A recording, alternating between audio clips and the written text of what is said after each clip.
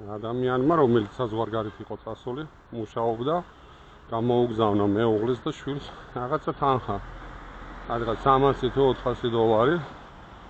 ანუ მეუღლე მივიდა ბანკში, გაანაღდა ეს თანხა, უცხოეთიდან გამოგზავნილი და შვილთან ერთად მიდის სახლში და შვილი ეუბნება, რომ მოდიო, დედაო, ტაქსით წავიდეთო, მაინც ეხლა რაღაც 300-400 დოლარი გვაქვს და ისო.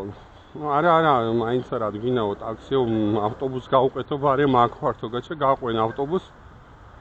მოხდა ისე, რომ იმ ავტობუსში მაინც იმ მომენტში ვიღეცა ისეთი ვინც ქეკაობს ჩანთებში ესე ტიპი გაიჭითა და ჩუმად რაღაც ესე ვთქვათ მოპარა ეს თანხა და როცა მე გადმოვიდნენ ავტობუსიდან მიხდნენ რომ რაღაცა ქურდი იყო ესეთი რა შესული ამ ავტობუსში და ეს თანხა მოპარა და აიქნათ ახლა რაიბნენ რა გაეკეთებინათ მეუღლესთან დაარიკა და უთხრა ესე აი თანხა რო გადმომირიცხეო ავტობუსში ჩავჯექეო და მომპარესო და რა გავაკეთო და სასტრაფოთო წადიო საკანცელარიო მაღაზია ნახეო. კი მარაო საკანცელარიო მაღაზია გასაგებია ფული მომპარესო რა შუაშაო. საკანცელორი მაღაზიაშიო იქნება წებო.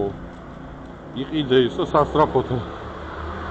ფული მომპარესო წებო რა თვინდაო. რატო და ჩაისხეთო პირშიო.